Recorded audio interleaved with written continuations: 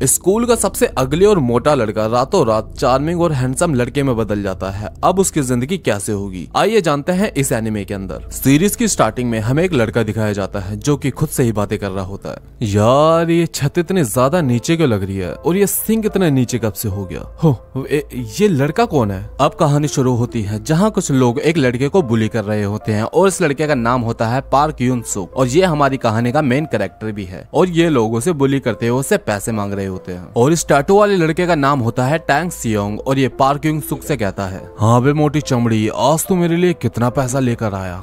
कल मैंने आपको बहुत सारे पैसे दे दिए थे, अब मेरे पास आपको देने के लिए और ज्यादा पैसे नहीं बचे, मुझे माफ कर दो। मेरे पालतू, तेरे अंदर इतनी हिम्मत कहाँ से है कि तुम मुझे मना कर सके। और तभी वो दोनों जो खड़े होकर तमाशा देख रहे थे वो कहते हैं, लगता है टैंग युंग का पालतू जानवर अब खतरे में है। टैंग युंग वहाँ के खड़े लोगों से बोलता है, तुम्हें पता है मैं जो भी बोलता हूँ ये करता है। और उसके बाद वो पार्क यून सुक से घूम घूम कर किसी कुत्ते की तरह भौंकने के लिए बोलता है और पार्क यून सुक ऐसा ही करता है। और इतना सब कुछ करवाने के बाद भी टैंग सियोंग उसके सर पे लात मारकर उसके पैरों को रोंद कर बोलता है, सॉरी मैं भूल गया था, तू कोई कुत्ता नहीं, तू तो एक जंगली सुअर है, चल अब जल्दी से सुअर की तरह एक्टिंग करके दिखा।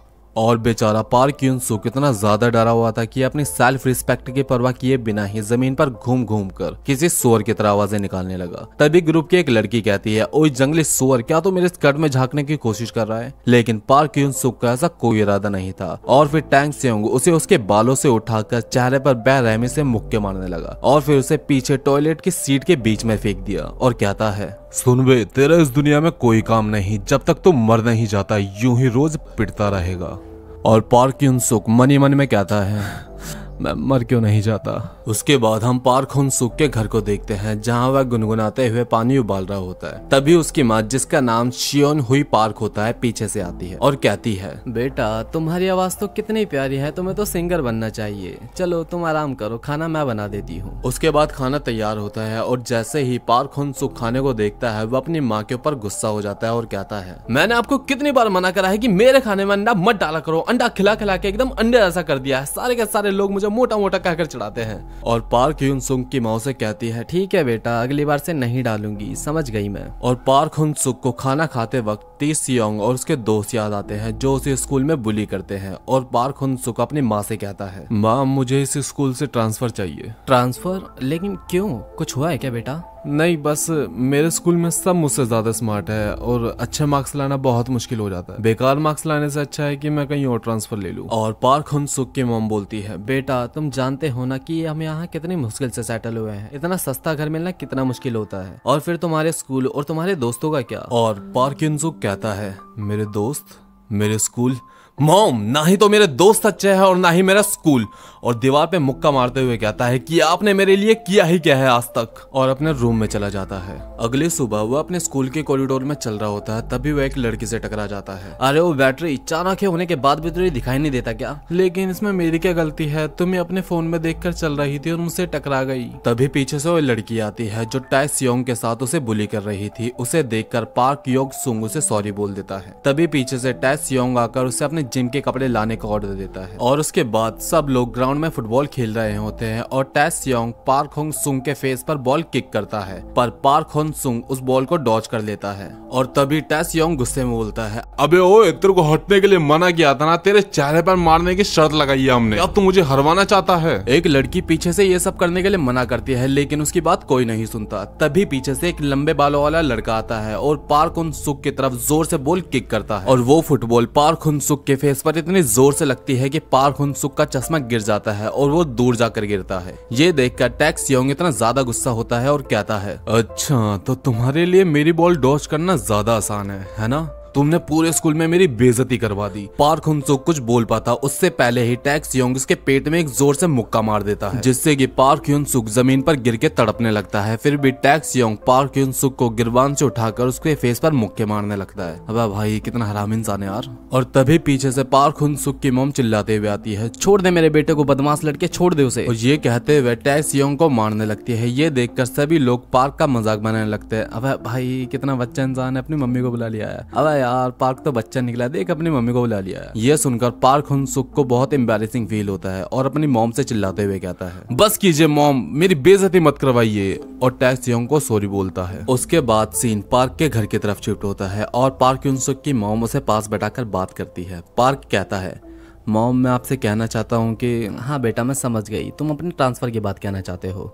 आज मैं तुम्हारे स्कूल इसीलिए आई थी ताकि मैं तुम्हारे टीचर से तुम्हारे ट्रांसफ़र की बात कर सकूँ, लेकिन मैं तुम्हारे साथ दूसरे शहर में नहीं आ सकती क्योंकि मेरे काम की वजह से। और वैसे भी लोग ज़रूरी नहीं है, जब तुम पढ़ाई कर रहे हो मैं तुम्हें हर महीने पैसे भेज दिया करूँगी, भले ही ज़्यादा ना सही, लेकिन मैं तुम्हें पैसे भेज दिया करूँगी, ठीक है बेटा। और ये सब सुन के पार्क रोने लगता है। और फिर फाइनली पार्क हुन-सुक दूसरे शहर में आ जाता है और मनी मन कहता है, फाइनली मैं एक न्यू लाइफ स्टार्ट करने जा रहा हूँ, और अपने न्यू शहर में घूमने लगता है। तभी एक लड़के से टकरा जाता है और उसे वही बात याद आती है जब वह अपने स्कूल के कॉरिडोर में एक लड़के से टकरा जाता है। उसे लगता है कि अब उसकी पिटाई होगी, लेकिन वो लड़की उसे सॉरी बोलती है। और ये पार्क हुन-सुक की जिंदगी में पहली बार था कि उससे किसी ने माफी मांगी हो। और तभी पीछे से इस लड़की का बॉयफ्रेंड आ जाता है। तो गाइस इस लड़की का नाम होता है मी जिन और इस लड़के का नाम होता है जिन सियोंग। इन दोनों के बारे में हमें आगे डिटेल से पता चलेगा। और ये दोनों जा रहे होते हैं, लेकिन जिन सियोंग को पार्क हुन-सुक की स्माइल बिल्कुल पसंद नहीं आती और उसके फेस पर एक पंच कर देता है। ये देखकर सारे के सारे लोग एक्साइटेड हो जाते हैं और पार्क हुन-सुक के पिक्चर्स और वीडियो बनाने लगते हैं। और फिर जिन सियोंग पार्क के फेस पर लगातार जोर जोर से पंच करने लगता है और सभी लोग वीडियो बना रहे होते हैं। यार सच में पार्क हुन-सुक की हालत बहुत ज्यादा खराब हो जाती है। पार्क हुन-सुक घर पर आता है और अपनी पिटाई की वीडियो और फोटो देखकर जिसपे लोगों ने बहुत गलत गलत कमेंट किए होते हैं। और वो कमेंट होते हैं, अरे जिन भाई सुअर को क्यों मार रहे हो, अरे ये तो एकदम परफेक्ट पंचिंग बैग है, अरे जिन भाई क्या मुझे भी पंचिंग बैग मिल सकता है। और ये कमेंट पढ़ते पढ़ते वो खूब रोता है और रोते रोते ही सो जाता है। और फिर मिडनाइट में हमें वो सीन दिखाया जाता है जो हमने वीडियो के स्टार्टिंग में देखा था।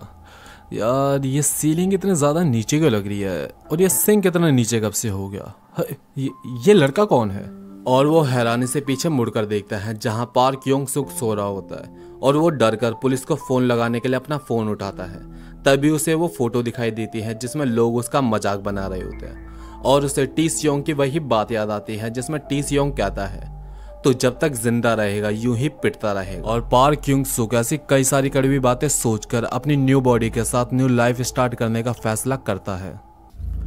उसके बाद पहली बार पार्क हुन-सुक अपनी न्यू बॉडी के साथ स्कूल में जाता है और टीचर उसे इंट्रोड्यूस करवाता है। तो बच्चों ये है पार्क हुन-सुक, ये स्कूल में न्यू है और इसे कोई भी परेशान मत करना, ठीक है। जाओ पार्क, जहाँ सीट मिले वहाँ बैठ जाओ। और सारी लड़कियां तो भाई अपने पार्क भैया की फैन बन जाती है और सारी के सारी एक दूसरे से बात करने लगती है, यार कितना हॉट है, काश ये मेरा BF होता। और सारी की सारी पार्क को ही देखने लगती है। लेकिन पार्क हुन-सुक को इन सबसे कोई मतलब नहीं आता। उसे तो एक पुराना सीन याद आता है जहाँ वह स्कूल में जाता है और किसी के पास बैठता है, लेकिन पार्क हुन-सुक उसकी तरफ देखता है और वो लड़का उसे बोलता है कि अगर तुमने मुझसे बात करने की कोशिश करी तो मैं तुम्हारी जान ले लूंगा। और तभी वो अपने बगल में देखता है और वहाँ उसे वही लड़का बैठा दिखता है जिसने सड़क पर पार्क हुन-सुक की पिटाई की थी। और फिर वो अपने सामने देखता है और उसे वही लड़की दिखाई देती है जिससे वो सड़क पर टकराया था। और पार्क हुन-सुक मनी मन बोलता है, अबे यार कहाँ फंस गया, अब तो नहीं बचने का भाई मैं। और तभी एक लड़की तैयार वैयार होके मस्त लिपस्टिक वगैरह लगा के पार्क के पास आती है। हेलो पार्क, मेरा नाम हैनुल है, तुमसे मिलके अच्छा लगा। तभी पीछे से कुछ लड़कियां बोलती है, अब क्या इसको जब भी कोई हैंडसम लड़का देखते चेप हो जाते, कोई काम वाम नहीं है क्या इसको दूसरा। और तभी जिन सियोंग बोलता है, हैनुल जाके अपनी सीट पे बैठ जाओ, फ्लर्टबाजी बंद करो। और ये पागल लड़की पार्क हुन-सुक के पास ही बैठ जाती है। और जिन सियोंग मनी मन कहता है, अरे यार ये सारी की सारी लड़के एक जैसी होती है, एक मिनट कहीं मेरी मीचिन भी तो ऐसी नहीं है। और मीचिन भी भाई पार्क हुन-सुक की तरफ ही देख रही होती है। और ये देखकर जिन सियोंग का चेहरा तो भाई बड़ा गंदा बन जाता है। और फिर पार्क हुन-सुक कैंटीन में एंट्री करता है और सभी का ध्यान पार्क के ही तरफ होता है, सभी पार्क की ही बातें कर रहे होते हैं। तभी अचानक से हैनुल आती है। हाँ भाई वही पागल लड़की जो कुछ टाइम पहले पार्क से मिली थी। और ये उसे बताती है कि यहाँ सभी के अलग अलग ग्रुप है, ये फिजिकल एजुकेशन वाले हैं, वो डांस वाले हैं और वो है स्टैटिक के 14। और हैनुल पार्क हुन-सुक से पूछती है कि पार्क तूने आर्ट्स को चूज करी। और तभी हमें एक पास्ट का सीन दिखाया जाता है जिसमें पार्क हुन-सुक की टीचर पार्क की मॉम से बोलती है, जहाँ हम स्टूडेंट्स को जॉब्स के लिए तैयार करते हैं और पार्क के नंबर बहुत ज्यादा कम है, इसलिए हम इसे कोई अच्छा सब्जेक्ट नहीं दे सकते, लेकिन पार्क की अटेंडेंस काफी सही है इसलिए हम उसे आर्ट्स दे सकते हैं। लेकिन पार्क हैनुल से झूठ बोलता है और कहता है, मैंने आर्ट्स इसलिए ली क्योंकि मुझे हिस्ट्री पसंद है। ये सुन के हैनुल खुशी में बोलती है, मुझे भी हिस्ट्री बहुत ज्यादा पसंद है, अब तो हमारी खूब जमेगी। और फिर पार्क क्लास में बैठे बैठे कल की बात याद करता है जिसमें अपनी न्यू बॉडी के साथ पार्क में चलने की प्रैक्टिस कर रहा होता है। और वहाँ आई हुई एक फैमिली सोचती है शायद पार्क एक मॉडल है जो कि रैंप वॉक की प्रैक्टिस कर रहा है, लेकिन तभी पार्क अपनी न्यू बॉडी में होने की वजह से लड़खड़ाकर गिरने वाला होता है। तभी वो टाइगर श्रॉफ की तरह स्टाइल मार के जंप करके खड़ा हो जाता है और अब वो देखता है कि उसकी बॉडी बहुत ज्यादा हल्की हो गई और इस हल्की बॉडी के साथ वो रनिंग करने लगता है, लेकिन उसको रनिंग में इतना ज्यादा मजा आने लगता है कि वो शाम तक रनिंग ही करता रहता है और ऐसा करने से वो बहुत ज्यादा थक जाता है और क्लास में ही सो जाता है। और अब उसकी आंखें पुरानी वाली बॉडी में खुलती है और हैंडसम वाली बॉडी तो क्लास में ही सो रखी होती है। अब पार्क काफी लंबे समय से सो रहा होता है, इसलिए वो सो नहीं पाता और बहुत ज्यादा परेशान होता है। और तभी हैनुल आती है और हैंडसम वाले पार्क को जगा देती है। यह देखकर पार्क बहुत ज्यादा खुश होता है। और तभी हमें दिखाया जाता है पार्क यून सुक एक स्टोर में जॉब का पोस्टर देखता है और अंदर जाकर पूछता है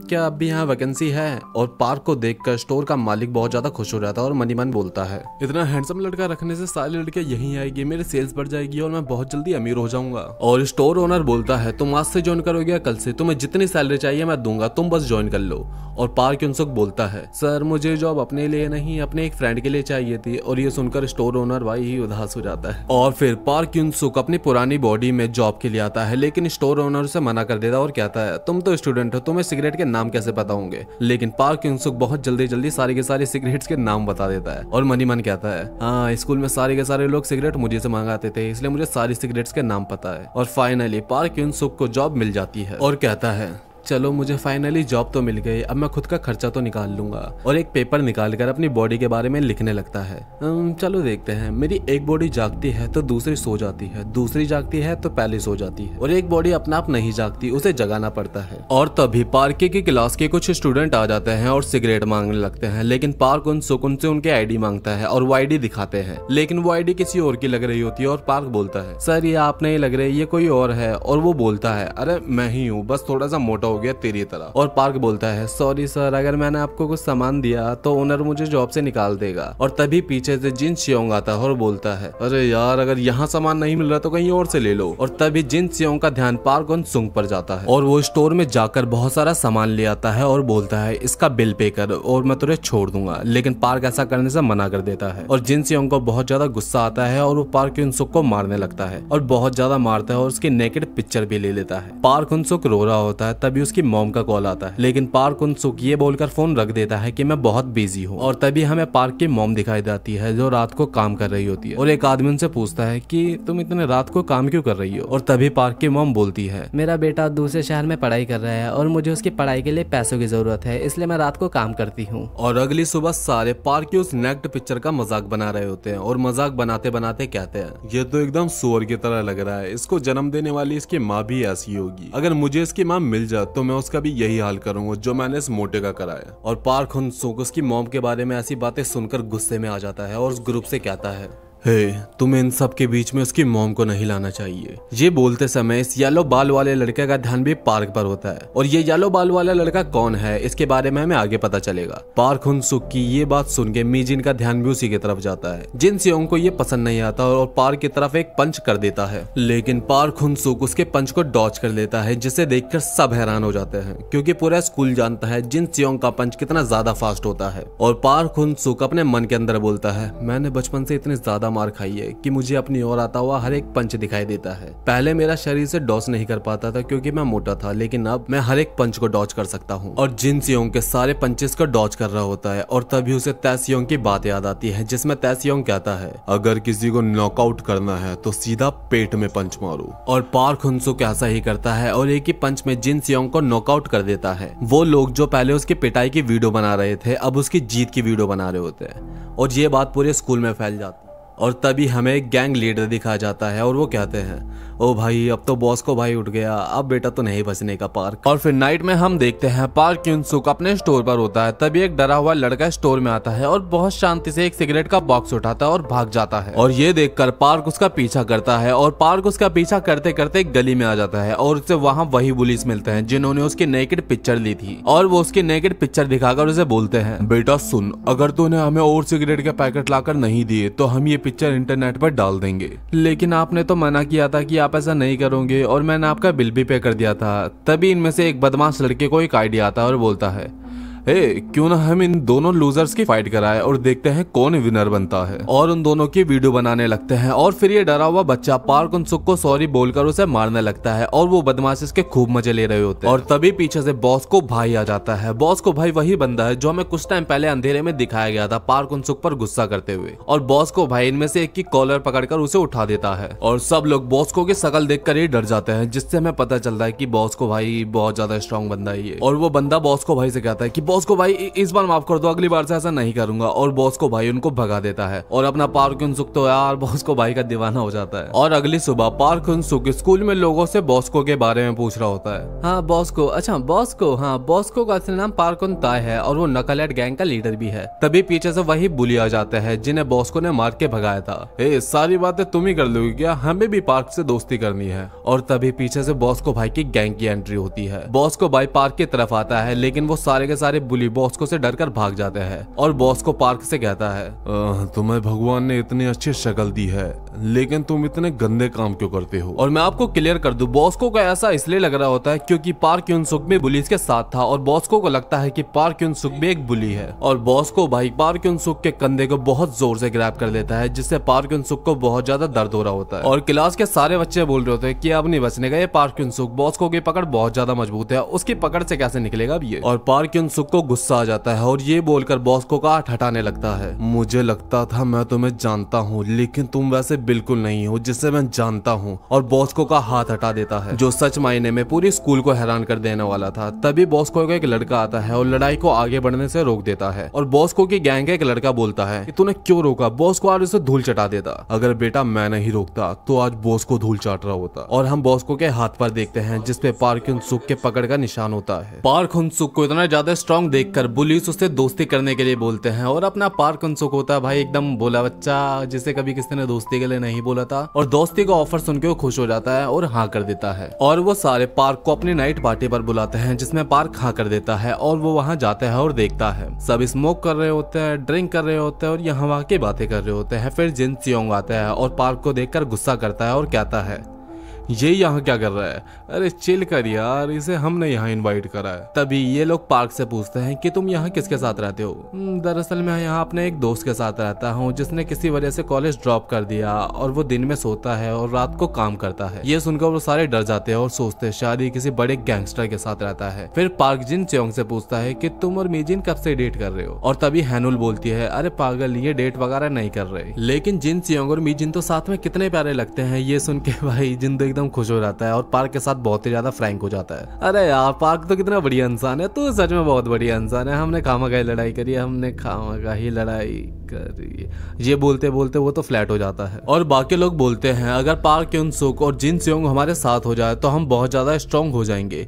ये बोलकर वो कहता है ओ मेरे पास तुम्हारे लिए एक फनी वीडियो है। और वो पार्क उन-सुक और उस डरे हुए बच्चे की वीडियो की ही बात कर रहा होता है। ये देखकर पार्क यूंग अपने पास रखी एक अल्कोहल पी लेता है और गुस्से में उसका फोन अपने हाथ से ही क्रश कर देता है। ऐसा करने के बाद उसे सब धुंधला धुंधला दिखाई देने लगता है और पार्क वहीं गिर जाता है। और वो अपनी मोटी वाली बॉडी में जागता है और वो दोबारा सोने की कोशिश करता है लेकिन नहीं सो पा रहा होता। और वो खुद भागकर उस जगह पर जाता है और उस जगह पर एंट्री करता है और सब उसे देखकर हैरान हो जाते हैं। तो क्या तुम पार्क के रूममेट हो? लेकिन वो मना करता है और कहता है नहीं, मुझे इसके रूममेट ने लाने के लिए कहा है इसे। और सबको ये लगता है कि भाई उसी गैंगस्टर ने बोला होगा इस मोटे को इसको लाने के लिए। और पार्क खुद की ही पीठ पर उठाकर ला रहा होता है। और बाहर एक पंचिंग मशीन होती है जिसे देखकर जिन सियोंग बोलता है देख बे सुअर, कंधे का सीधे, पैर एकदम कंधों की सिधाई में, हिप टाइट और निशान एकदम सीधा और पंच कर। और जिन सियोंग के ऐसा करते ही पंचिंग मशीन में न्यू रिकॉर्ड बन जाता है। और भाई कितना स्ट्रॉन्ग पंच है इसका। और फिर सबके जाने के बाद मोटा भी ऐसे ट्राई करता है, कंधे पैरों की सिधाई में, हिप टाइट और निशाना सीधा और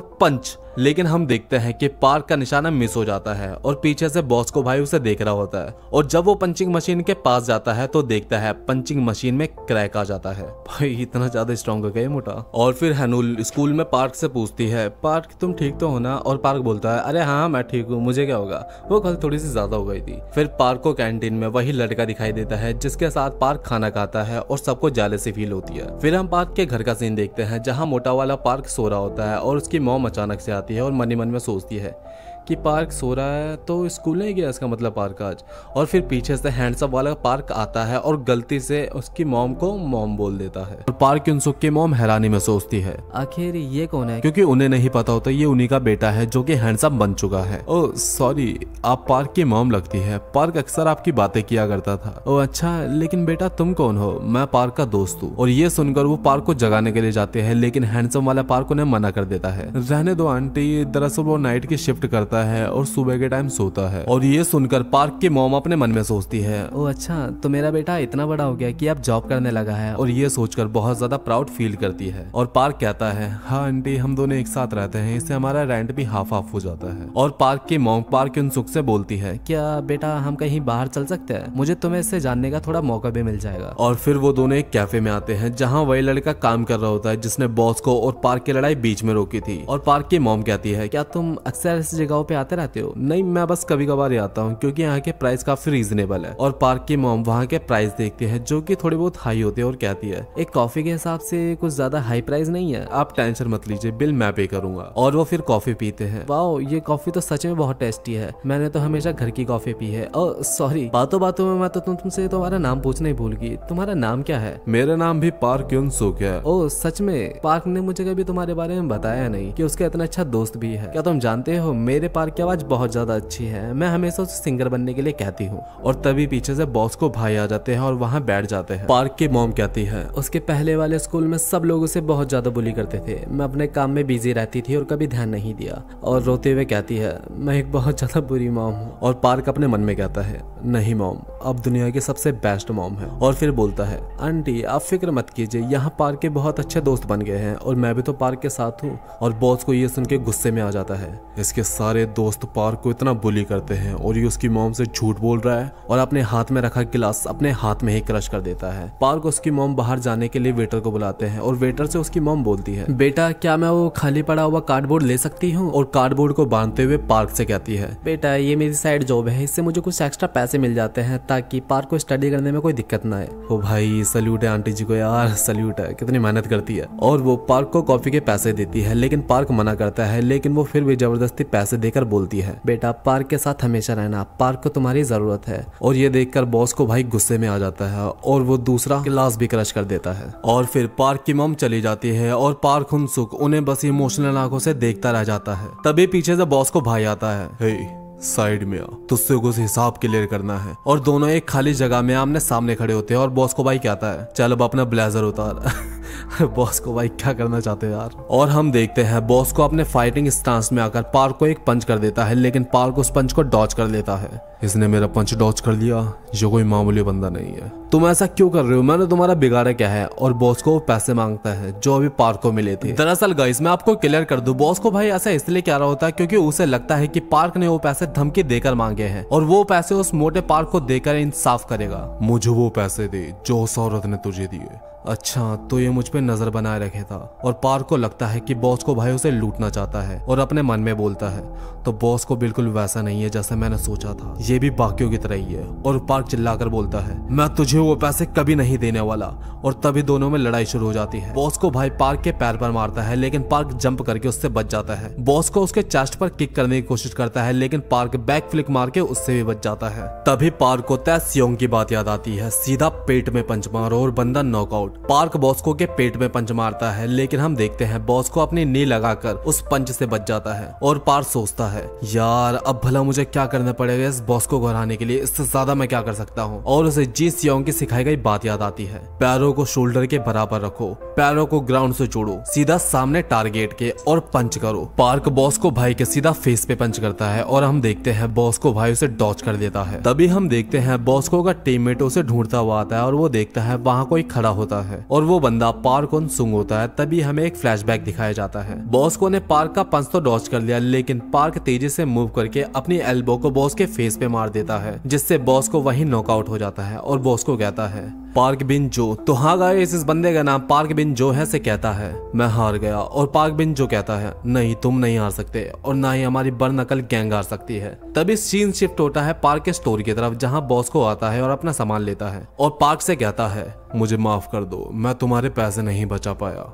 तुम बहुत स्ट्रोंग हो, तुम्हें बस ट्रेनिंग की जरूरत है। और ये बोलकर चला जाता है और पार्क उनसुक बहुत मोटिवेट हो जाता है और भाई अपना पुशअप वगैरह करने लगता है। तभी एक बहुत सुंदर और प्यारी सी लड़की आती है जो पार्क को देखकर स्माइल करती है और पार्क को एक एनर्जी ड्रिंक देती है और ऑल द बेस्ट बोलकर चले जाती है। तभी हमें एक लग्जरी बिल्डिंग दिखाई जाती है और इस बिल्डिंग के अंदर हमें येलो बाल वाला जे होंग दिखाया जाता है। ओ भाई इतना मीरे गए। हम फैशन क्लास के एक स्टूडेंट को देखते हैं जिसका नाम ली नम सू होता है और क्यारा होता है। हाँ, मेरे जितना फैशन यहाँ कोई नहीं जानता और मेरे शूज वो तो सबसे अलग है। तभी पीछे से जी सियोंग और उसकी गैंग आती है और ली नम सू से कहती है, ओए तूने आज फिर से मेरे जैसे शूज पहन लिए यार, हमें कपल की तरह लग रहे हैं। और जिन सियोंग ली नम सू को घूर कर देखने लगता है और भाई ली नम सू तो कांपने लग जाता है। तभी जिन सियोंग कहता है कि छोड़ो, जाने दो इसे, जो पहनना चाहता है पहनने दो। और फिर ये छपरी, मेरा मतलब ली नम सू अपने क्लास में जाता है और अपनी अंगूठियों को शो ऑफ करने लगता है। यस, सारी लड़कियां मुझे देख रही है, लेकिन पीछे से जे होंग आता है जिसने अपनी सारी उंगलियों में वही अंगूठी पहन रखी होती है और वो भी रियल की, इस नल्ले की तरह नहीं कि फेक पहन रखी है। और ली नम सू जे होंग को देखकर कहता है, ओ इसने तो सारी लिमिटेड एडिशन की रियल क्रोम हार्ट रिंग्स पहन रखी है और यहाँ तक कि इसकी वॉच भी लिमिटेड एडिशन की है जिसकी कीमत 200 मिलियन वॉन्स है। फिर जे होंग अपनी सीट पर जाकर बैठ जाता है और मी जिन जिन सियोंग से बोलती है, जे होंग हमेशा बेस्ट ब्रांड ही पहन कर आता है। और फिर जिन सियोंग बोलता है, हाँ भाई वो ऊपर से नीचे तक इतने महंगे ब्रांड पहनता है जिसे खरीदने की हम तो सोच भी नहीं सकते। और फिर एंट्री होती है पार्क उन सुक की और सारी लड़कियां भाई उसे मक्खी की तरह घेर लेती है और ये छपरी, मेरा मतलब ली नम सू, उसे देखकर जेलस होता है और कहता है, पार्क का बस फेस ही अच्छा है, तुमने कभी देखा है वो हमेशा एक ही शूज वियर करता है और उसका बैग भी कितना डर्टी हो रखा है, शायद वो सच में बहुत ज्यादा गरीब है। और ली नम सू की ये बात जे होंग सुन लेता है और भाई अब देखना कि जे होंग बंदा क्या करता है, ये सच में इंटरेस्टिंग होने वाला है। और फिर हमें बॉस को भाई की गैंग दिखाई जाती है जो पार्क बिन जो से पूछ रहे होते हैं, क्या सच में बॉस को भाई हार गए, क्या वो इसीलिए स्कूल नहीं आ रहे। तभी बॉस को भाई का मैसेज आता है, मेरे फोन की स्क्रीन टूट गई है और टूटी हुई स्क्रीन से टाइप करते समय मेरे हाथों से खून निकल रहा है। और तभी तो बॉस को भाई कुछ अजीब अजीब से मैसेज कर रहे होते हैं जो पार्क बिन जो को समझ नहीं आ रहे होते। और तभी सारे लोग उससे पूछते हैं कि बताओ बताओ हमें बॉस को भाई क्या मैसेज कर रहे हैं, हमें भी बताओ। और भाई इस बंदे को खुद नहीं समझने आ रहे होते कि क्या मैसेज करता है बॉस को भाई। और तभी ये सीरियस फेस बना के बोलता है कि अभी तक इस न्यू स्टूडेंट ने किसी को इस बारे में नहीं बताया, शायद उसके माइंड में कुछ चल रहा है, तो बस मेरा इंतजार करो और कुछ बड़े होने का वेट करो। और सारे के सारे लोग भाई हैरान हो जाते हैं। फिर हम देखते हैं पार्क उन सुक अपने स्कूल के कॉरिडोर में चल रहा होता है और वो देखता है कुछ लोग एक लड़के को बुली कर रहे होते हैं जो देखने में भाई एकदम मोटे वाले पार्क की तरह लग रहा होता है। फिर पार्क ये देखकर उसे बचाने के लिए आगे जाता है और सब लोग सोच होते हैं कि भाई अब तो लड़ाई होगी, लेकिन टीचर आ जाता है और लड़ाई नहीं होती। और पार्क उस लड़के को खड़ा करने के लिए उसके आगे हाथ करता है, लेकिन वो खुद उठ के बिना बोले चले जाता है। और ये सब कुछ होता हुआ जे होंग भी देख रहा होता है और जे होंग क्लास में बैठा कुछ सोच रहा होता है। तभी पार्क के मॉम का कॉल आता है, हेलो मॉम, बेटा तुम्हारी आवाज कुछ अलग अलग सी लग रही है। हाँ मॉम, वो थोड़ा सा कोल्ड हो गया, इस वजह से आवाज थोड़ी चेंज हो गई है। और पार्क शॉक होकर बोलता है, क्या सच में? मुझे नहीं पता था कि कल मेरा बर्थडे है। और ये बात जे होंग को पता चल जाती है कि कल पार्क उनसुक का बर्थडे है। और फिर हम अगले दिन देखते हैं पार्क उन्हीं दोनों के साथ लंच करता है जिन्हें बुली किया जाता था। तभी ये बंदा बोलता है, इसका नाम होता है पियोन ड्यूक हुआ। यार रैम करो भाई, रैम करो, इतना मुश्किल नाम मत दो यार। और ड्यूक हुआ बोलता है, तुम हमारे सामने इतना अच्छा क्यों बनते हो, हम तुम्हारी तरह पॉपुलर नहीं है और सबसे अजीब बात तो ये है कि तुम हमारे साथ लंच करते हो। और आसपास के सभी लोग बातें कर रहे होते कि पार्क इन लूजर्स के साथ क्यों बैठा है। और जिन सियोंग का ये बुली दोस्त बोलता है, जिन तुम उन दोनों को भगाकर पार्क को यहाँ क्यों नहीं ले आते। और जिन सियोंग बोलता है, रहने दो, मुझे आजकल लोगों को बुली करने में ज्यादा मजा नहीं आता, अब ये ज्यादा कूल नहीं रहा। और भाई इस समय पता चलता है कि जिन सियोंग सुधर गया और मी जिन उसकी तरफ प्यारे से स्माइल करती है। और फिर सीन पार्क की तरफ शिफ्ट होता है और वो कहता है, क्या तुम मेरे साथ लंच नहीं करना चाहते? नहीं ऐसा नहीं है, मैं बस जानना चाहता हूँ कि तुम हमारे साथ इतने अच्छे क्यों हो। और पार्क को उसकी मॉम की बात याद आती है, बेटा पार्क के साथ हमेशा रहना, उसे तुम्हारी जरूरत है। और पार्क ड्यूक हुआ से बोलता है, क्योंकि तुम बिल्कुल मेरी तरह हो। और ड्यूक हुआ गुस्से में बोलता है, भला मैं कहाँ से तुम्हारी तरह हूँ, ना मैं तुम्हारी तरह हैंडसम हूँ और मेरी फैमिली भी बहुत गरीब है।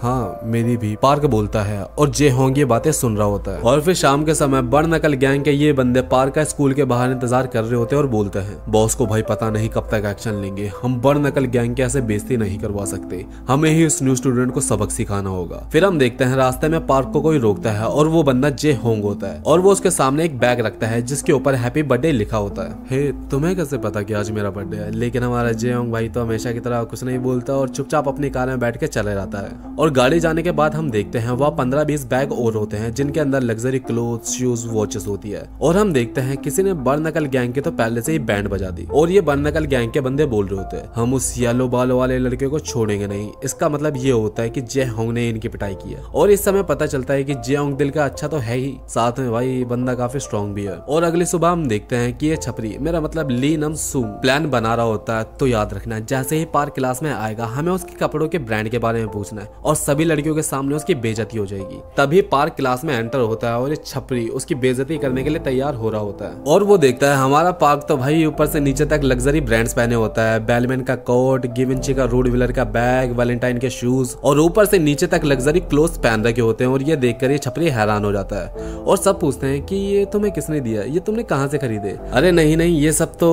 और पार्क जे होंग की तरफ देखकर बोलता है ये सब तो मुझे मेरे एक अच्छे दोस्त ने गिफ्ट करे हैं। और ये सुनकर जे होंग के फेस पर स्माइल आती है। और हमें एक स्टूडियो का सीन दिखाया जाता है जहाँ पे डे हुआ और उसको बुली करने वाले और लड़के भी होते हैं। मोटे तू क्या लिख रहा है? मैं इसके अंदर रैप लिखता हूँ, जो मेरे साथ बीती होती है मैं वो लिखता हूँ इसके अंदर। और वो सब इसका मजाक बनाकर चले जाते हैं। हाँ अपना टाइम आएगा, अच्छे लिरिक्स है, लिख लेता हूँ। और फिर हमें पार्क के घर का सीन दिखाया जाता है जहाँ पे मोटा वाला पार्क सो रहा होता है और हैंडसम वाला पार्क गुनगुनाते हुए खाना बना रहा होता है। हमें एक स्टूडियो रिकॉर्डिंग का सीन दिखाया जाता है जिसके अंदर डे हुआ को बुली करने वाला लड़का रैप कर रहा होता है और उस लड़के का नाम होता है जिन होबिन। तब स्टूडियो को ओनर बोलता है वाओ ये लड़का तो काफी बढ़िया रैप कर रहा है, लगता है ये आज का आखिरी लड़का है। नहीं सर जी इसके बाद एक और है। और स्टूडियो का ओनर डे हुआ का रिज्यूमे देखता है और उसकी फोटो देखकर ही उसको रिजेक्ट कर देता है। ओ भाई कितना आराम है यार। और डे हुआ उनसे काफी ज्यादा रिक्वेस्ट करता है सर जी एक चांस तो दे दो मुझे, प्लीज सर एक चांस दे दो मुझे। लेकिन स्टूडियो का ओनर उसकी एक बात नहीं सुनता। भाई सच में काफी हार्ट ब्रेकिंग यार। और रात को डे हुआ रैप लिख रहा होता है और अपनी ग्रैंड मदर की तरफ देखकर बोलता है दादी आप बस थोड़ा सा इंतजार और कीजिए, मैं सब कुछ ठीक कर दूंगा। तभी हम स्कूल में देखते हैं डे हुआ कोई पोस्टर देख रहा होता है। तभी पीछे से हमारा पार्क आता है। हे डे हुआ तुम किस चीज का पोस्टर देख रहे हो? और डे हुआ गुस्से में कहता है ऐसे एक्टिंग करना बंद करो कि तुम मेरे दोस्त हो। और गुस्से में वहां से चला जाता है। और फिर डे हुआ अपनी क्लास में बैठे बैठे रैप लिख रहा होता है। तभी जिन होबिन उसकी बेंच पे लात मार के उसे नीचे गिरा देता और कहता है तेरे रैप लिखने का पर्पस क्या है? तू कहीं सेलेक्ट तो होगा नहीं। और उसकी नोट पर अपना पैर रख लेता है। डे हुआ उसे निकालने की कोशिश करता है लेकिन जिन होबिन उसे जोर की किक मार के दूर कर देता और कहता है अपनी औकात मत भूल और भूल जा रैप को। और फिर डे हुआ की स्टॉल पर जाता है और वहाँ एक बूढ़ी औरत खाना बना रही होती है और ये बूढ़ी औरत डे हुआ की ग्रैंड मदर होती है। बेटा आ जाओ तुम्हें भूख लगी होगी, कुछ खाना खा लो। और पीछे से जिन होबिन और उसके दोस्त आ जाते हैं जो कि डे हुआ को स्कूल में बुली करते हैं। और डे हुआ की ग्रैंड मदर पूछती है बेटा क्या तुम मेरे डे हुआ के फ्रेंड्स हो? और ये सारे के सारे बोलते हैं अरे हाँ जी हाँ अम्मा हम तो डे हुआ के क्लासमेट्स है।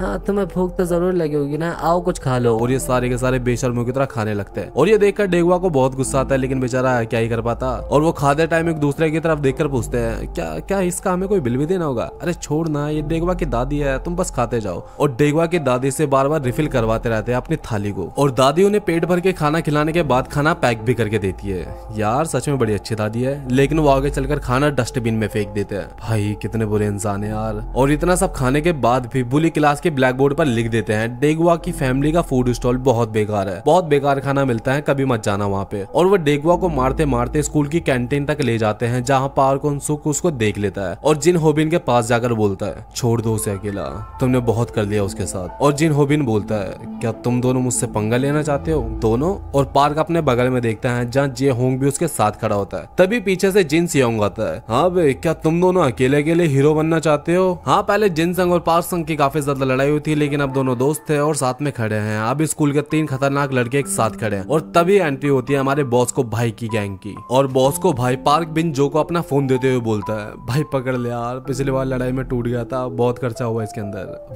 भाई ऐसे बनेगा ये गैंगस्टर? और इतने सारे खतरनाक बॉयज को देखकर पूरा स्कूल शॉक में हो जाता है। और बॉस को भाई पार्क की तरफ आके बोलता है आजा शुरू करते हैं लड़ाई। और अब ये लड़ाई 4 वर्सेस 3 की हो गई। ये देखकर जिन होबिन डर जाता है और अपने पास रखे टेबल पे किक करके बोलता है बेटा वो तो आज मुझे जरूरी काम आ गया, अगली बार देख लूंगा तुम सबको। और वहां से चला जाता है। फिर बॉस को भाई पार्क से पूछता है तुम इस लड़के को बचाना क्यों चाहते हो?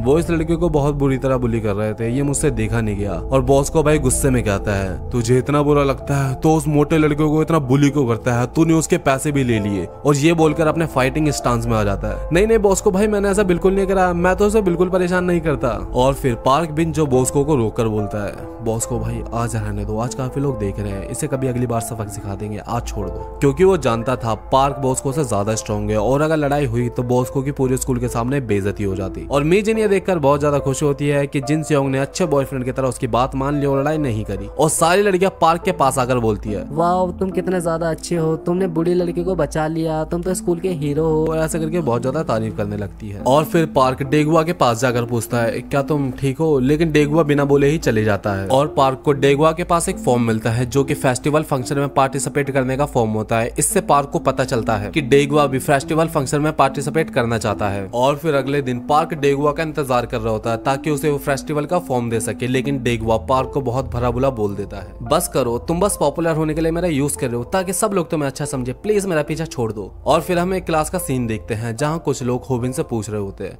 क्या इस बार के फेस्टिवल फंक्शन में तुम भी पार्टिसिपेट करोगे होबिन? अरे हाँ हाँ मैं भी पार्टिसिपेट करूंगा और वहाँ रिकॉर्ड लेबर का ओनर भी आएगा, तुम देखना है इस बार का विनर तो मैं ही बनूंगा। और फिर वो डेगुआ को रैप लिखते हुए देखता है और बहुत गुस्सा होता है और फिर उसे स्कूल के पीछे लेकर जाकर बहुत मारता है। प्लीज होबिन मुझे मेरी डायरी वापस कर दो। लेकिन होबिन उसकी रैप डायरी उसकी आंखों के सामने फाड़ देता है। मोटे अपनी औकात मत भूल, तू हमारा मुकाबला कभी नहीं कर सकता।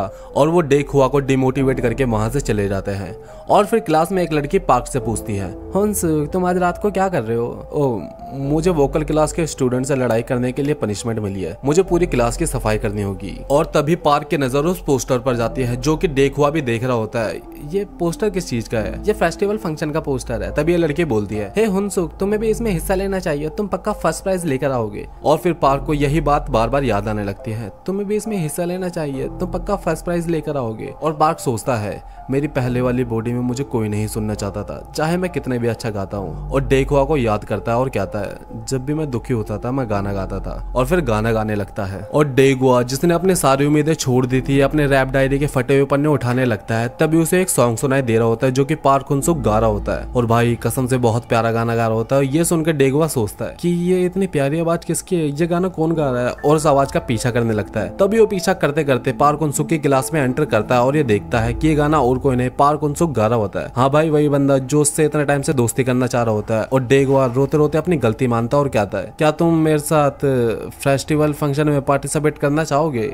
तो गाइस आगे चल के सीरीज और भी ज्यादा मजेदार होने वाली है। और वो फिर शाम को डेगुआ के घर प्रैक्टिस करने के लिए जाते हैं। लेकिन हम देखते हैं डेगुआ का घर बहुत ज्यादा गंदा हो रखा था और चीजें यहाँ वहाँ पड़ी होती है। यार मैं पहली बार किसी को अपने घर लाया हूँ और घर कितना गंदा हो रखा है। रहने दो यार, मेरा घर तो इससे भी ज्यादा गंदा रहता है। हम प्रैक्टिस के लिए आए हैं तो प्रैक्टिस पे ध्यान देते हैं। और फिर दोनों म्यूजिक बनाते हैं, कंपोज करते हैं और काफी ज्यादा टाइम हो जाता है। फिर पार्क बोलता है, सॉरी डेगुआ मैं ज्यादा नहीं रुक सकता, मुझे जॉब के लिए भी जाना होता है। और डेगुआ सोचता है, भाई कितना मेहनती बंदा है ये, स्कूल भी आता है, जॉब भी करता है और काफी ज्यादा टैलेंटेड भी है। और फिर रास्ते में डेगुआ की दादी का स्टॉल आता है और दादी बोलती है, क्या तुम मेरे डेगुआ के दोस्त हो? और पार्क बोलता है, यस मैम। और डेगुआ की दादी पार्क से बोलती है, तो बेटा तुम्हें भूख तो जरूर लगी होगी, आओ कुछ खा लो। और डेगुआ को वही सीन याद आता है जब जिन होबिनोर्स के दोस्त स्टॉल पर आए थे और काफी सारा खाना खा के चले गए और पैसे भी नहीं दिए। इतना सब कुछ करने के बाद भी उन्होंने खाने की पूरे स्कूल में बेइज्जती की थी। लेकिन दादी के पूछने पर पार्क बोलता है, नहीं दादी जी मेरा पेट भरा हुआ है, नेक्स्ट टाइम मैं पक्का खा के जाऊंगा। और ये सुनकर डेगुआ सोचता है, यार पार्क तो सच में बढ़िया बंदा है, काफी अच्छा इंसान है यार ये पार्क। फिर हमें स्टूडियो का सीन दिखाया जाता है जहाँ स्टूडियो का ओनर बोल रहा होता है, इस लिरिक्स को लिखने के लिए मैंने लिरिकिस्ट को मोटा पैसा दिया है, अगर ये फेस्टिवल फंक्शन में अच्छा परफॉर्म करती है तो इसे मैं तुम्हारे डेब्यूट सॉन्ग में यूज करूंगा। और ये सुनकर दोनों उसका शुक्रिया करते हैं और सर झुकाते हैं अपना। फिर स्टूडियो ओनर बोलता है, मेरे साथ रहोगे तो तुम्हें इज्जत दौलत शोहरत सब मिलेगी जो तुम चाहते हो। और ये सुनकर जिन होबिन एक एटीट्यूड वाली स्माइल करता है। फिर हम स्कूल का सीन देखते हैं जहाँ डेगुआ लिरिक्स लिख कर लाता है और ये दोनों भाई उसके लिरिक्स पढ़ के पागल से हो जाते हैं और कहते हैं कि भाई कितने बढ़िया लिरिक्स लिखे है, क्या तुमने सच्ची में एक रात में लिखे है? और ये सुनकर डेगुआ बोलता है कि अरे शुक्रिया शुक्रिया यार, मेरी इतनी तारीफ मत करो, और चलो अब गाने की शुरुआत करते हैं। और इनका गाना सुनकर तो इन भाई साहब के हाथों से इनकी चीज गिर जाती है और ये कहते हैं, वाह तुम दोनों ने तो कमाल कर दिया। और डेगुआ बोलता है, पार्क तुम्हारी आवाज तो सच्ची में कितनी अच्छी है, ओ थैंक यू डेगुआ। और फिर डेगुआ बोलता है, लेकिन सच बताऊं तुम्हें थोड़ी सी प्रैक्टिस की जरूरत है, तुम थोड़े से अच्छे से लिरिक्स याद करो और अपने वोकल कोर्स पे ध्यान दो। और ये तीनों घर जा रहे होते हैं तभी पार्क डेगुआ को बताता है कि उसके गले में थोड़ा दर्द हो रहा है। और डेगुआ बोलता है, अरे भाई थोड़ा आराम करो यार, इतने कष्ट मत दो अपने वोकल कोर्स को, हमें फेस्टिवल फंक्शन में भी गाना है। और फिर पार्क घर जाकर सोचता है कि मैं भी तो डेगुआ की तरह ही हूँ, लेकिन डेगुआ तो मुझसे कहीं ज्यादा टैलेंटेड है, मैं तो बस अपनी मॉम से शिकायतें करता रहता था कि तुमने मेरे लिए किया क्या है, लेकिन डेगुआ सच्ची में कितना ज्यादा टैलेंटेड वांटेड है और पार्क बोलता है कि मुझे डेकुआ के लिए कुछ तो करना होगा। और फिर पार्क अपने स्टोर पर होता है और पार्क स्टोर पर गाना गाने की सोचता है, लेकिन वो देखता है कि उसका गला बिल्कुल नहीं दर्द कर रहा और वो सोचता है कि मैं अपनी बॉडी स्विच करके जितनी मर्जी प्रैक्टिस कर सकता हूँ अब। और फिर पार्क प्रैक्टिस करने लगता है। तभी वो प्यारे से लड़की आती है और कहती है, क्या आज तुम अपनी वॉइस का वर्कआउट कर रहे हो बॉडी की जगह? अरे नहीं नहीं, और उसे एक वॉइस का सिरप देकर अच्छे से प्रैक्टिस करना बोलकर चले जाती है। फिर हम स्कूल का सीन देखते हैं जहाँ ये लोग प्रैक्टिस कर रहे होते हैं। डेकुआ बोलता है, मैंने तुम्हें मना करा था ना। क्या मैंने फिर से कुछ गलत गाया? अरे नहीं, मैंने तुम्हें इतने ज्यादा प्रैक्टिस करने के लिए मना करा था। और फिर पार्क बोलता है, अरे नहीं नहीं, मैंने बिल्कुल प्रैक्टिस नहीं करी, कम से कम इस बॉडी में तो नहीं। और डेकुआ ये सुनकर हैरान हो जाता है कि तुमने बिना प्रैक्टिस करे इतना अच्छा गाया, तुम तो सच्ची में एक जीनियस हो। फिर ये लोग घर जा रहे होते हैं, तभी इन दोनों को जिन होबिन पकड़ लेता है और कहता है, मैंने सुना तुम उस पार्क उनसुक के साथ स्कूल फेस्टिवल में पार्टिसिपेट कर रहे हो। और फिर गली में लेकर जाकर डेकुआ को बहुत पीटता है और चश्मे वाले लड़के से बोलता है डेकुआ को मारने के लिए, जैसे उसने पिछली बार पार्क उनसुक को मारने के लिए कहा था। अगर तुमने इसे नहीं मारा तो हम तुझे दुगना मारेंगे। और ये बंदा डेकुआ को मारने के लिए अपना हाथ उठाता है, लेकिन डेकुआ को मारने के लिए हिम्मत नहीं जुटा पाता। लेकिन तभी हम देखते हैं जिन हॉबिन का कॉल आ जाता है और सब लोग वहां से चले जाते हैं और चश्मे वाले बंदे को खुद पर बहुत ज्यादा शर्म आ रही होती है। हम देखते हैं पार्क उनसुक अपने स्टोर पे काम कर रहा होता है। तभी ये दोनों से मिलने के लिए आते हैं। पार्क उनसुक उनसे मिलने के लिए उनके पास जाता है, लेकिन उसे याद आता है कि इस बॉडी में तो उनसे पहली बार मिलेगा, भले ही इस चश्मे वाले लड़के से पहले भी मिल चुका होता है। और वो तीनों बाहर बैठकर बातें करने लगते हैं। तभी ये चश्मे वाला लड़का बोलता है, मेरे अकेले हिम्मत नहीं हो रही थी, इसलिए मैं डेकुआ को अपने साथ ले आया। और माफी मांगते हुए कहता है कि मुझे माफ कर दो, पिछली बार मैंने पुलिस के कहने पे तुम्हारी पिटाई की थी। सच में मैं माफी मांगना चाहता हूँ। और पार्क कहता है कि छोड़ो, इसमें कौन सा तुम्हारी गलती है, तुमने थोड़ी ना जानबूझ के करा था, तुम्हें तो फोर्स किया गया था ऐसे करने पर। और वो एक दूसरे को अपनी स्टोरी बताने लगते हैं। और उनसुक कहता है, मुझे भी मेरे पहले वाले स्कूल में बहुत ज्यादा बुली किया जाता था, इस वजह से मैंने स्कूल छोड़ दिया और यहाँ आ गया। मुझे तो मेरी मॉम के सामने भी बहुत ज्यादा पीटा गया। और ये सुनकर ये लोग बोलते हैं कि भाई इसके साथ तो हमसे भी ज्यादा बुरा हुआ यार। और फिर वो दोनों हैंडसम वाले पार्क की तारीफ करने लगते हैं। लेकिन जब से हमारे स्कूल में पार्क उनसुक आया तब से बहुत कुछ चेंज हो गया। वो सच में बहुत ज्यादा गुड लुकिंग है और उससे ज्यादा वो दिल का बहुत अच्छा है। पहले तो मुझे लगता था वो भी बाकियों की तरह मुझे बुली करेगा, लेकिन उसने मुझे बुलियों से बचाया और मुझे बहुत ज्यादा मोटिवेट करा और मेरे रैप की बहुत ज्यादा तारीफ करी। तभी सामने से बॉस को भाई आ जाता है और ये कहता है, क्या जो तुम बोल रहे हो वो सच है? क्या वो सच में दिल का बहुत अच्छा है? और ये तीनों बोलते हैं, हाँ भाई सच में वो एक अच्छा इंसान है। और बॉस को बोलता है, लेकिन उसने मेरे सामने तुम्हारी मम्मी से पैसे लिए थे। और पार्क को अब जाके पता चलता है कि उस दिन बॉस को ने उससे इतने ज्यादा फाइट क्यों करी। अरे नहीं नहीं, मॉम ने तो उसे बस कॉफी के पैसे दिए थे बॉस को भाई। और बॉस को भाई को अब जाके रियलाइज होता है कि भाई वो कितनी बड़ी गलतफहमी में था। और बॉस को वहां से ये बोलकर चले जाता है कि तुम्हें अगर ट्रेनिंग की जरूरत हो तो मुझे बता देना। और वो फिर स्कूल में अपने गाने की प्रैक्टिस कर रहे होते हैं और भाई सच में बहुत बढ़िया प्रैक्टिस कर रहे होते हैं। काश मैं गाना अपलोड कर सकता, सच में बहुत बढ़िया गाना गाया था। और वहीं हम स्टूडियो का सीन देखते हैं जहां होबिन बता रहा होता है कि हमारा परफॉर्मेंस सेकंड लास्ट है और फर्स्ट है डेकुआ का। तो अब फाइनली फेस्टिवल फंक्शन का दिन आ जाता है जिसके लिए पार्क और डेकुआ इतने टाइम से प्रैक्टिस कर रहे होते हैं। तो आज के दिन होता है फेस्टिवल फंक्शन। तभी एक लग्जरी रेड कलर की कार आती है और हम देखते हैं उस कार के अंदर वही सुंदर लड़की होती है जो कि पार्क उनसुक के स्टोर पर आकर उसे कुछ ना कुछ देकर जाती है और सभी लोग उसे देखकर बातें कर रहे होते हैं। ओ भाई देख कितनी सुंदर लड़की है, ओ बहन देखना देख कितनी प्यारी लग रही है वो लड़की। और हम अंदर देखते हैं बहुत सारे स्टॉल लगे होते हैं और एक जगह पर हमारे जिन सेओंग भाई बॉक्सिंग कर रहा होता है, लेकिन वो बॉक्सिंग नहीं खाली डॉजिंग कर रहा होता है। और वो सुंदर लड़की वहां आ जाती है और जिन सेओंग के दोस्त आवाज लगा रहे होते हैं, 1 मिनट में 1 पंच मारो और 10,000 जीत जाओ, 1 मिनट में 1 पंच मारो और 10,000 जीत जाओ। तब ये छछुंदर लड़के उस लड़की से फ्लर्टिंग करने लगते हैं। हाँ मैडम जी आप ट्राई करना चाहोगे, बताओ ना बताओ। तभी उस लड़की का बॉडीगार्ड उन्हें डेड स्टेयर देता है और तो भाई कांपने लग जाते हैं फिर। और फिर हम पार्क और डेकुआ को देखते हैं और पार्क कह रहा होता है, अरे भाई ये तो बहुत बड़ा स्टेज है यार, मुझे तो लगा कि छोटा मोटा स्टेज होगा, लेकिन ये तो सच्ची में बहुत बड़ा है, अब तो मैं बहुत ज्यादा नर्वस हो रहा हूँ। और फिर डेकुआ पार्क को हिम्मत देते हुए कहता है, अरे पार्क भाई तुम टेंशन मत करो यार, तुमने बहुत ज्यादा प्रैक्टिस करी है, तुम तो पक्का झंडे गाड़ दोगे देखना। और फिर हम एक स्टॉल को देखते हैं जहाँ बॉस को भाई पंजा लगा रहा होता है और बॉस को उसे जीतने वाले को 5,000 येन का इनाम दिया जाएगा। और तभी पार्क की नजर उस सुंदर लड़की पर जाती है। हेलो मैडम कैसे हो, क्या मैं तुम्हें जानती हूँ? और तभी पार्क को रियलाइज होता है कि भाई एक बड़ी मिस्टेक हो गई उससे, ये तो मोटे वाले पार्क को जानती थी और उस वाली बॉडी में तो उससे पहली बार मिल रहा है। और वो लड़की पार्क को बहुत भला बुरा बोलने लग जाती है कि तुम सारे के सारे लड़के एक जैसे होते हो, जहाँ लड़की देखे नहीं वहाँ मुंह मारने के लिए आ जाती है। और पार्क उसे समझाने के लिए उसके पास जाता है, लेकिन तभी उसका बॉडीगार्ड जिसका नाम जोंग गॉन होता है पार्क का हाथ पकड़ लेता है। उन्होंने मना किया ना कि उन्हें तुम जैसों से बात नहीं करनी। और पार्क को बहुत ज्यादा दर्द हो रहा होता है, लेकिन पार्क जोर लगाकर अपना हाथ छुड़ा लेता है। यह देखकर वो लड़की बहुत ज्यादा हैरान हो जाती है क्योंकि आज तक जोंगून की पकड़ से कोई बाहर नहीं निकल पाया। और फिर उसका बॉडीगार्ड गुस्से में आकर पार्क पार्क के शोल्डर पर किक करता है जिससे पार्क अपने घुटनों पर आ जाता है। जोंगुन पार्क को मारने के लिए आगे जा रहा होता है, लेकिन वो लड़की जिसका नाम चायशु जो होता है मना करती है, लेकिन उसका बॉडीगार्ड कहता है मुझे ऑर्डर मिला है, जो भी आपको छूने की कोशिश करे मैं उसकी हड्डी पसली एक कर दूं। और तभी हमारे बॉस को भाई आ जाते हैं, हे बैटरी, और बॉस को उससे बोलता है मेरे दोस्त को परेशान मत करो। ये सुनते ही वो बॉस्को के फेस पर एक पंच कर देता है। बॉस्को की नाक से खून आ रहा होता है, लेकिन भाई बॉस्को अपनी जगह से नहीं हिलता। ये देखकर जोंगुन हैरान हो जाता है और बॉस्को उसे अपना चश्मा उतारने के लिए कहता है और जोंगुन अपना चश्मा उतारते हुए कहता है ये स्कूल तो बहुत ज्यादा इंटरेस्टिंग है। और हम भाई इसकी आइज देखते हैं, भाई कितनी खतरनाक आइज यार इसकी। और बॉस्को के इस एफर्ट्स को देखकर पार्क भी लड़ाई के लिए खड़ा हो जाता है। अब लड़ाई 1 वर्सेस 2 की हो जाती है।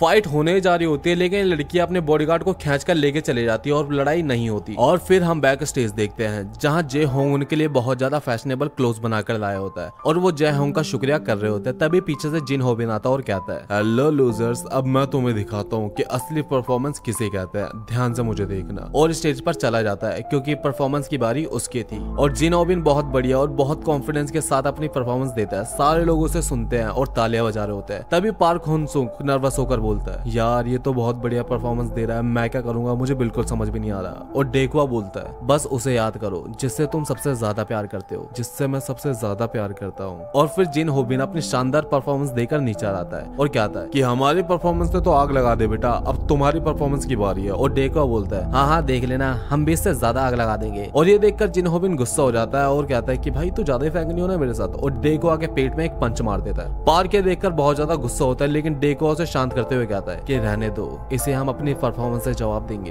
तभी एंकर इनके परफॉर्मेंस अनाउंस करता है। तो नेक्स्ट परफॉर्मेंस है डेकवा और पार्क हुन-सुक की। और सारे लोग भाई पार्क हुन-सुक को देखकर पागल हो जाते हैं कि कितना हैंडसम लग रहा है और पूरा क्राउड उन्हें चेयर करने लगता है। तभी एंकर पूछता है तो आपकी प्रैक्टिस कैसे रही? और पार्क हुन-सुक बताता है कि अच्छी रही, लेकिन इसका सारा क्रेडिट मैं अपने दोस्त डेकवा को देना चाहता हूँ। उसी ने मुझे मोटिवेट करा, बीट बने और कंपोजिशन करी। आज मैं उसी की वजह से यहाँ पे खड़ा हूँ। और सारे लोग ये बातें ध्यान से सुन रहे होते हैं। तभी म्यूजिक स्टार्ट होता है और परफॉर्मेंस करने जा रहे होते हैं, लेकिन भाई पार्क हुन-सुक बहुत ज्यादा नर्वस होकर बहुत अजीब सी आवाज निकाल देता है। और ये सारे लोग उसका मजाक बनाने लगते हैं कि भाई ये क्या सी आवाज निकाल रही है, इसको गाना वाना आता है कि नहीं आता, या फिर बस चेहरा दिखाने के लिए यहाँ पे आया। और डेकवा ये देखता है कि पार्क बहुत ज्यादा नर्वस हो रहा है और टेक ओवर कर लेता है और अपनी रैपिंग स्टार्ट करता है। और ये सुनकर सारे लोग हैरान हो जाते हैं कि कितनी बढ़िया रैप कर रहे हैं यार ये तो। और सारे लोग डेकवा की तारीफ करने लगते हैं। और पार्क को डेकवा की वही बात याद आती है जिसमें वो कहता है कि तुम जिससे प्यार करते हो उसे याद करो। और पार्क को अपनी मॉम का चेहरा याद आता है। अब वो बिना किसी हेजिटेशन के गाना गाने लगता है। और पार्क की वॉइस सुनकर भाई पूरा स्कूल बहुत ज्यादा इंप्रेस हो जाता है और अपना बॉस को भाई तो रोने लगता है यार। और पार्क ने जो डेकवा से वादा किया था उसको पूरा करता है और वो लोग ये कंपटीशन जीत जाते हैं। और वो अपने ग्रुप के साथ एक पिक्चर लेता है। ये देखकर जिन होबिन बहुत ज्यादा जेलस होता है और कहता है इसकी बस शक्ल अच्छी है, वरना कंपटीशन तो हम ही जीतते हैं। तभी वो स्टूडियो को ओनर आके उससे बोलता है बेटा उनकी शक्ल नहीं, वो सच में तुमसे ज्यादा टैलेंटेड है। और हम कुछ बात का सीन देखते हैं जहाँ डेकवा और पार्क के वीडियो को कोई अपलोड कर देता है, लेकिन सारा का सारा क्रेडिट पार्क को ही मिलता है। और वो बहुत दुखी होता है और कहता है तुम देखना है, एक दिन मैं खुद का म्यूजिक अपलोड करूंगा और सारे लोग मुझे ही देखेंगे। और हम देखते हैं कोई बहुत बड़ा स्टार जिसका नाम डीजे होता है पार्क और डेकवा की परफॉर्मेंस देख रहा होता है। और फिर हमें वही लड़की दिखाई जाती है जो कि वो सॉन्ग सुन रही होती है और उसको याद आता है कि वो सॉन्ग तो ये मोटा लड़का गा रहा था, लेकिन ये सॉन्ग इसे कैसे याद है। और तभी हमें इस लड़की के बगल में एक मोटी लड़की सोती हुई दिखाई जाती है, जिससे हमें पता चलता है कि इस लड़की की भी डबल बॉडी है पार्क हुन-सुक की तरह। तो गाइस अगर वीडियो पसंद आई हो तो भाई सब्सक्राइब किए बिना तो मत जाना और मुझे कमेंट में बताओ कि नेक्स्ट सीरीज कौन सी कवर करनी है।